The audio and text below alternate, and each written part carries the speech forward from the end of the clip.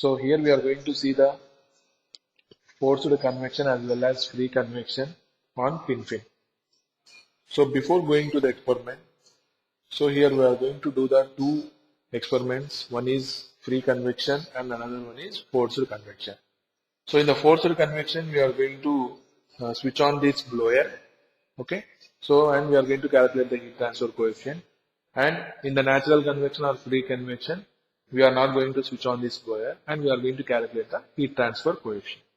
So coming to this pin apparatus. So what is meant by pin mean? So uh, any fin or any solid we are going to protrude from any surface, then we are going to call it as a pin.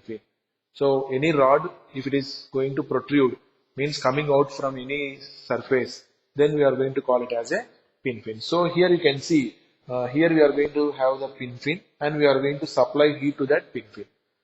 So here you can see the pin and we are going to have the thermocouples across the pin to measure the temperatures on the pin.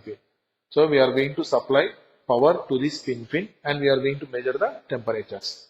So coming to this experiment, so we are going to switch on the panel board. So here you can see this is the voltmeter reading and this is the ammeter reading, and here you can see this is the temperature indicator, right? So first of all we are going to adjust the power, so by using this switch. So this is the voltage as well as ammeter regulator. So we are going to set the power. So here in this experiment we are going to set the power as 60 watts.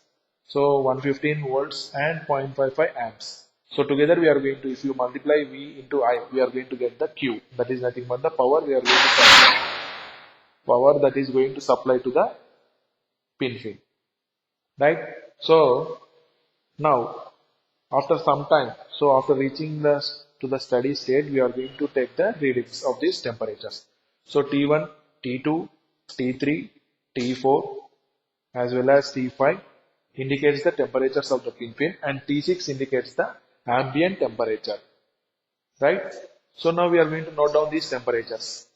So up to T1 to T5, so that corresponds to the pin and we are going to get the average. So T1 plus T2 plus T3 plus T4 plus T5 by 5 gives us the average temperature of the fin.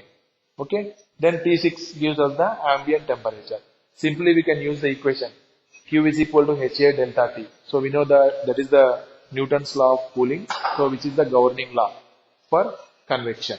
So Q is equal to HA delta T, right? So from that we can easily calculate the H value, heat transfer coefficient. So this is about the free convection. So now coming to the forced convection. So already we know the difference between the free convection as well as the forced convection. So in the free convection, we are not going to use any external devices like blowers or pumps or any fans. So in the forced convection, we are going to use the external devices like blower, fans or whether pumps. So now we are going to turn on the blower. So this is the blower switch. So here you can see this is the. So while doing the experiment, we are going to turn on this blower and we are going to wait for some time till it reaches to the steady state. Again here we need to wait until the system reaches to the steady state. So here we are going to turn on this blower, okay, and we are going to wait until this temperature should be constant. So after that we can note down the readings here. By using this manometer we are going to calculate the pressure difference. So what is the flow rate we are going to have inside this fin, okay. Then we are going to note down the temperature similar to the previous one, T1 to T5 and T6 is the ambient temperature.